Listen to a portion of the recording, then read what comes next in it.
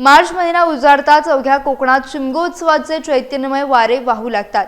रत्नागिरी जिल्ह्यातील गुहागर आणि चिपळूण तालुक्यात पहाटेपासूनच पारंपरिक तेरसेचा होम पेटवून उत्सवाला दिमाखात सुरुवात झाली आहे। कोकणी संस्कृतीत या होमाला अनन्यसाधारण महत्त्व असून पहाटेच्या शुभ मुहूर्तावर ग्रामस्थ मोठ्या संख्येने एकत्र जमतात। विशेषतः नवविवाहित तरुण जोडपी या पवित्र होमाला 5 फेऱ्या मारून मनोभावे श्रीफळ अर्पण करतात आणि संसाराच्या सुख समृद्धीचे साकडे घालतात। यावेळी ढोल ताशांच्या दणदणाटात ग्रामदेवतेची पालखी नाचवली जाते, ज्यामुळे संपूर्ण गाव भक्तिमय वातावरणात न्हाऊन निघते।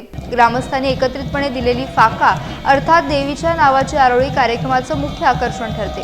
नोकरी व्यवसायानिमित्त शहरात स्थायिक झालेले चाकरमानी या सणासाठी न चुकता आपल्या गावी दाखल झाले आहेत। गुहागरच्या मुंडर गावातील या विलोभनीय दृश्यांमध्ये सर्व ग्रामस्थ आणि चाकरमानी मिळून होळीच्या मनमुराद आनंद लुटताना पाहायला मिळतात।